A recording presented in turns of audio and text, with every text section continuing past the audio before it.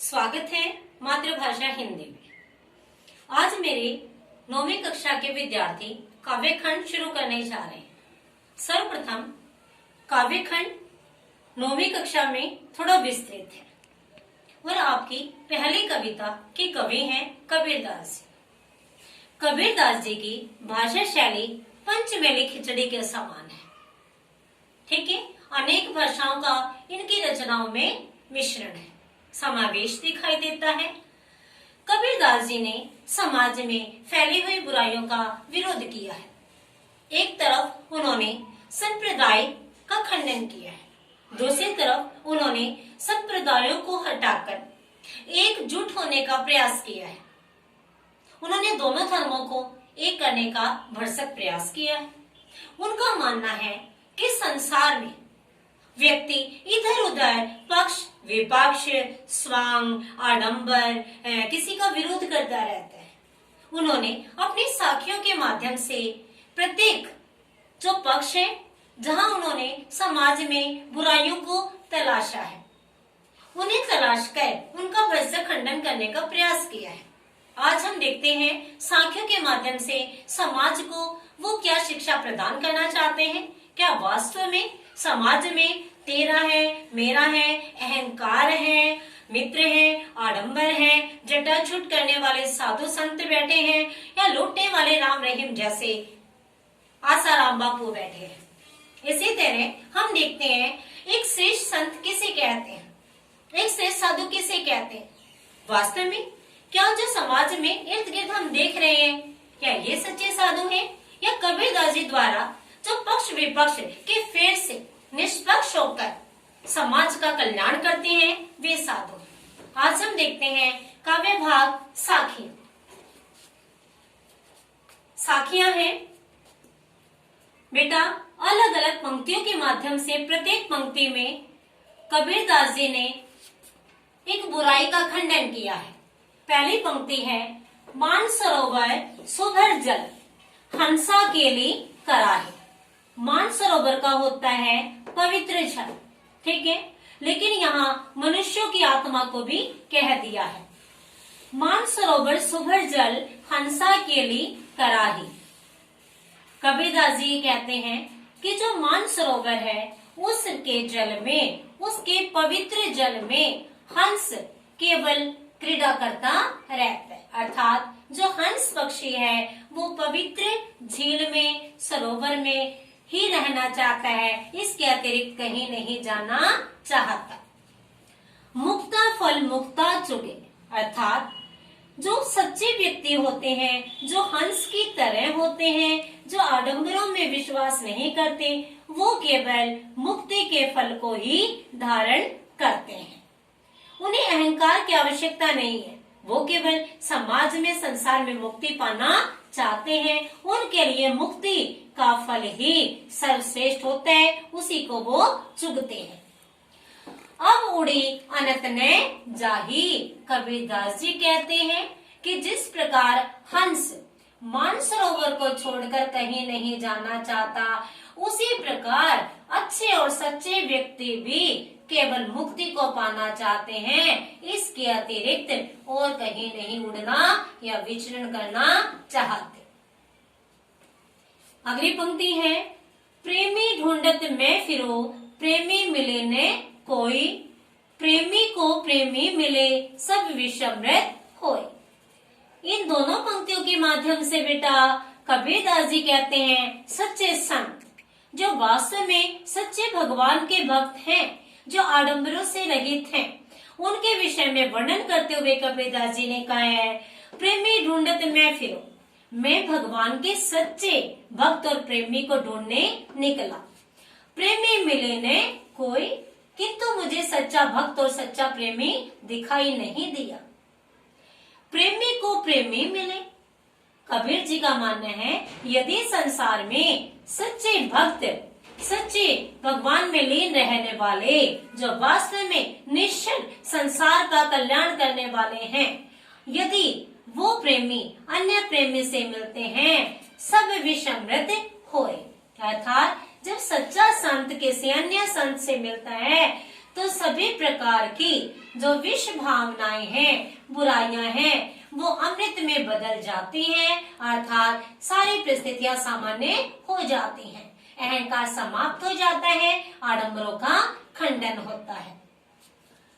तीसरी पंक्ति में है बेटा, हस्ती चढ़ी ज्ञान को सहज दुलीचा डारी, स्वान रूप संसार है भूखंदे जग मारी। इन पंक्तियों के माध्यम से कबीरदास जी सहनशीलता को बढ़ाना चाहते हैं, अहंकार का अंत करना चाहते हैं और संसार में फैली हुई बुराइयों की परवाह न करने का आह्वान देते हैं।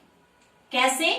हस्ती चढ़िए स्वान को, हे व्यक्तियों तुम हाथी की तरह ज्ञान पर चढ़ जाओ। हस्ती, हाथी, हस्ती बेटा जानवरों में सबसे विशाल है, इसी कबीरदास जी ने कहा है ऐसे ज्ञान को प्राप्त करो जो हाथी के समान विशाल हो।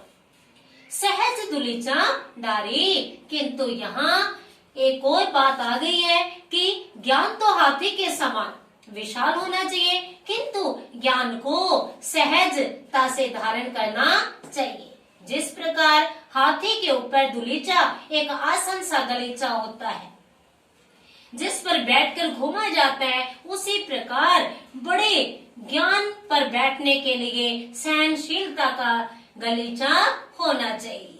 ठीक है बेटा, सहनशील और धैर्य स्वभाव को नहीं छोड़ना चाहिए। जहाँ सहनशील भाव है, जहाँ धैर्य है, जहाँ सहन शक्ति है, वहीं ज्ञान रहता है। स्वान रूप संसार है भूखंदे जग मारी। अब संसार की जो व्यर्थ बातें हैं उनका खंडन करते हुए कबीरदास जी कहते हैं, हे व्यक्ति तू अपने ज्ञान पर सवार हो और इस संसार की बातों पर ध्यान मत दे, ये तो कुत्ते के समान है। स्वान बेटा संस्कृत तत्सम शब्द है जिसका अर्थ होता है कुत्ता। ये संसार कुत्तों के समान है और जो भोगने की प्रक्रिया में रहता है। जो ज्ञानवान व्यक्ति है वो संसार के भोगने की प्रक्रिया की परवाह नहीं करते। अगली पंक्तियों का अर्थ है कि समाज में एक सच्चा संत वही होता है जो ना ही किसी धर्म का पक्ष करता है और ना ही किसी का विपक्ष करता है। अर्थात देखते हैं, जानते हैं पंक्तियों के माध्यम से, पखापखी के कारण, पखापखी का मतलब होता है पक्ष और विपक्ष, कि पक्ष और विपक्ष के कारण सब जग रहा भुला। सभी व्यक्ति संसार को बोलते जा रहे हैं, अर्थात अहंकार में लीन हो गए हैं। निरपक होई ने फेरी भजे। ठीक है, कबीरदास जी कहते हैं जो निष्पक्ष होकर, निरपक्ष माने निष्पक्ष होकर, जो केवल भगवान को भजता है सोई संत सुजान। वही संत, वही व्यक्ति श्रेष्ठ है, वही गुणवान है जो पक्ष विपक्ष के झमेले में नहीं आता। इनकी झमेले से दूर होकर प्रभु भक्ति में लीन रहता है, जिसका आचरण अच्छा है, जिसका चरित्र अच्छा है, जिसका मन सहनशील है। अगली पंक्तियों में है, हिंदू मुआ राम कही मुसलमान खुदाई, कहे कबीर सो जीवता जो दूही के निकट ने जाही। कबीरदास जी हिंदू और मुसलमानों पर जो उनके आडंबर हैं, ठीक है, जिन्होंने संप्रदाय बनाए हैं, उनकी कुभावना पर प्रहार करते हुए कहते हैं कि हिंदू केवल राम राम की रटन करते रहते हैं, राम जपते हैं, और मुसलमान खुदा। किंतु ना तो हिंदुओं को राम की प्राप्ति होती है और ना ही मुसलमानों को खुदा की। कह कबीर सो जीवता, कबीरदास जी कहते हैं अरे अपने जीवन को वही व्यक्ति सच्चे मायने में जीता है जो दूही ने निकटी ने जाही। अर्थात जो पक्ष विपक्ष तेरा मेरा, जो धर्मों की आड़ नहीं लेते हैं, जो निष्पक्ष भावना से सिर्फ कल्याणकारी परमात्मा का स्मरण करते हैं, वही सच्चे मायने में जीते हैं। ठीक है बेटा, दोहू का मतलब है जो दोनों संप्रदायों के झगड़ों में नहीं फंसते हैं। अगली पंक्ति के माध्यम से, काबा फिरी काशी भया राम ही भया रहे।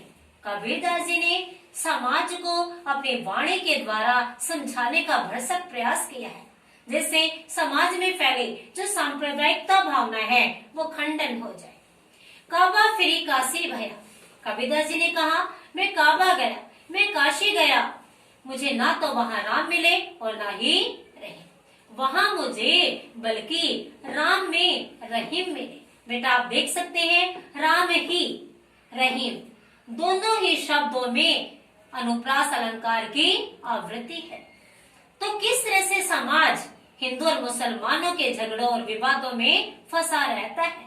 कबीरदास जी ने कहा, मैं काबा गया, मैं काशी गया, मुझे दोनों ही स्थानों में राम के स्थान पर रहीम मिले और रहीम के स्थान पर मुझे राम मिले, अर्थात मुझे दोनों ही एक समान दिखाई दी। मोट चून मैदा भया बैठे कबीरा जी।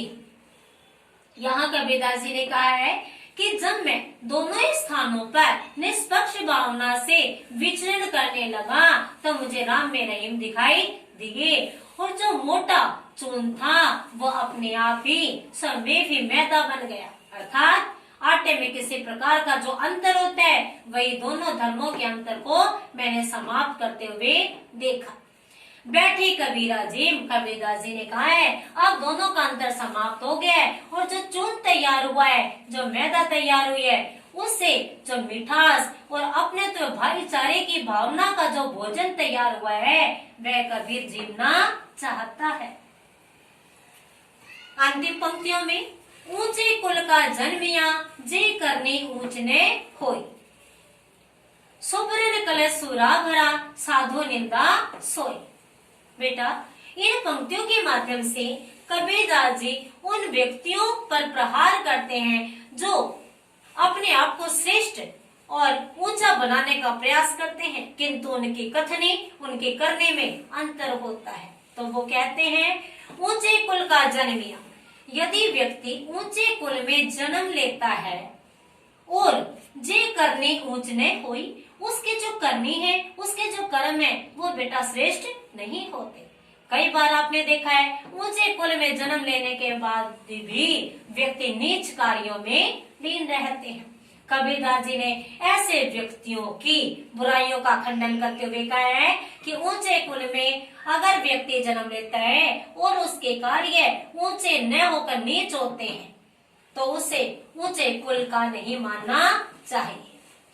जिस प्रकार सुब्रन कलश सूरा भरा साधु निंदा सोई। सुब्रन का बेटा मैंने यहाँ अर्थ बताया है सोने का कलश। सुब्रन कलश सूरा भरा, यदि सोने के पात्र में बर्तन में शराब को भर दिया जाए तो वो एक अमृत नहीं कहलाता बेटा। ठीक है, यहाँ किसकी महानता है?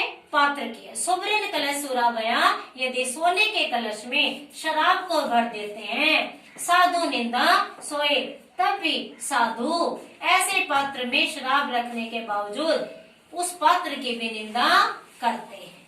ठीक है, पता चल गया है कि यहाँ ऊंचे कुल में जन्म लेने का कोई लाभ नहीं है जब तक उसके कार्य ऊंचे न हो।